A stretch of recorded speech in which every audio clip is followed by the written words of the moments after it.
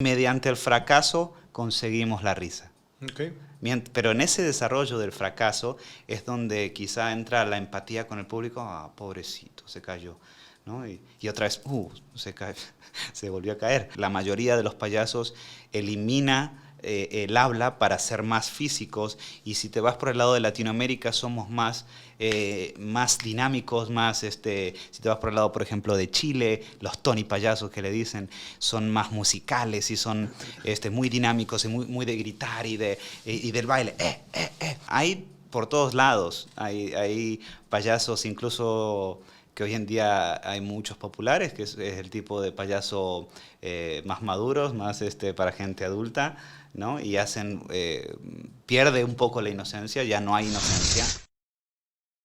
Si hablamos en términos de la palabra payaso, palazzo, pagliaccio, Piero, que son términos de cuando inicia esta imagen, por así decirlo, como la conocemos hoy en día, al payaso, hace muchos, muchos años en Europa, si no mal recuerdo, en Italia, eh, cuando inicia la máscara y la comedia, ¿no? La comedia del arte. Entonces estás hablando de hace muchísimos años atrás. Entonces durante el tiempo se empieza a popularizar ese payaso, empieza a ganarse el corazón de muchos países y se empieza a ramificar y se empieza a adaptar a cada lugar donde va ese personaje del payaso. Entonces, en Estados Unidos lo conocemos que es como que de pintura muy amplia y tienen el estilo muy de slapstick, que le dicen slapstick, y son muy exagerados si te vas por el lado de Europa quedaron muy minimalistas y utilizan solamente lo simple y utilizan mucho el tema corporal, porque rodeadamente en Italia hay muchos países con diferentes lenguas, entonces la mayoría de los payasos elimina el habla para ser más físicos, y si te vas por el lado de Latinoamérica somos más dinámicos, si te vas por el lado, por ejemplo, de Chile, los Tony payasos que le dicen, son más musicales y son muy dinámicos y muy de gritar y del baile. Y en México, y bueno, hablando un poco aquí del tema regional, el payaso se vuelve un poco más como animador, un poquito más amenizador, un poco más de si te haces para una fiesta infantil que cortan el pastel y a ver dónde está el cumpleañero, venga para aquí, ay, la mamá y el papá, y hay chistes de por medio. Entonces se va volviendo más que nada entre una presentación de inicio a fin hacia un espectador. El performance del payaso de fiesta infantil es más de comunidad, y es más relajado y es más leve, no es tan de inicio, apertura, desarrollo, pico, nudo, final, ¿no? Entonces quizá el regio o la gente de México está muy acostumbrado a ese tipo de payasos, ¿no? Que es el tipo de payasos de piñata, o también el de televisión, que el de televisión teníamos uno muy querido, por ejemplo Cepillín, que era el tema de las canciones y animaciones, ¿no? Y juegos televisivos, y también sacándolo de la televisión en los eventos que hacía él, ¿no?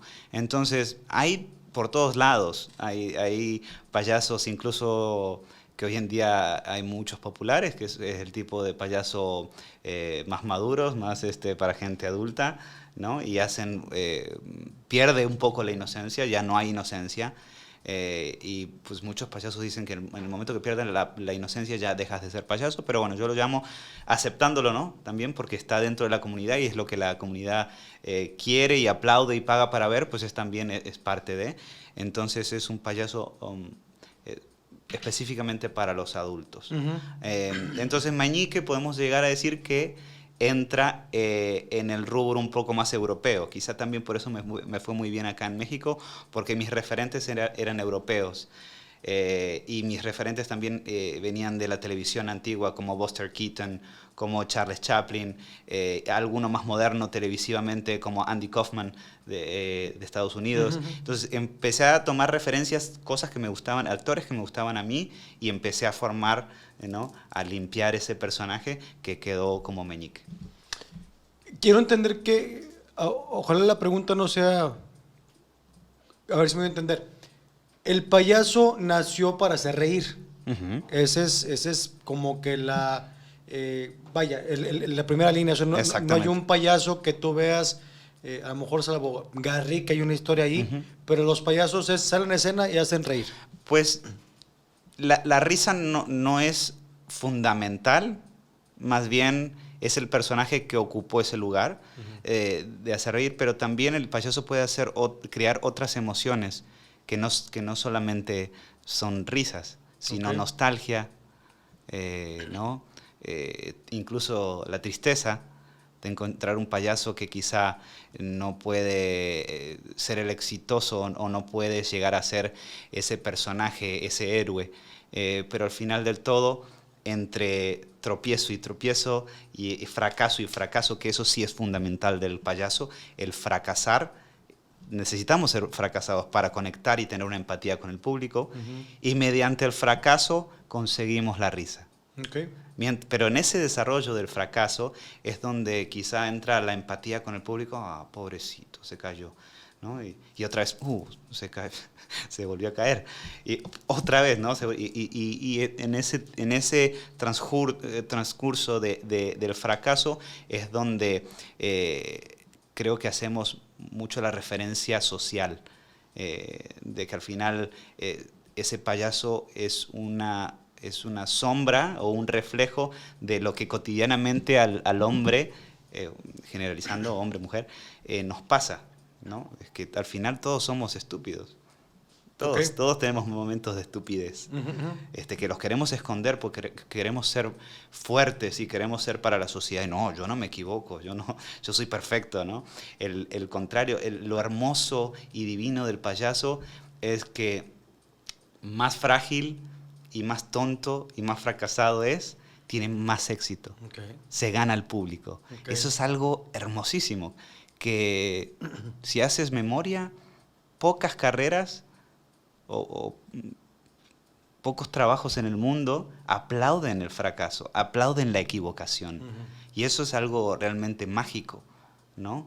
Y te hacen a veces pensar, ¿no? Te hacen, cuando uno sale de ver un show y ver y entender qué frágiles somos como seres humanos, pero también es hermoso, ¿no? El fracaso y el caerse y el equivocarse y aprender. Y ahí viene un poco también la poesía, cuando ves un payaso que generalmente está haciendo poesía con sus textos y con sus explicaciones narrativas, incluso solamente físicas, ¿no?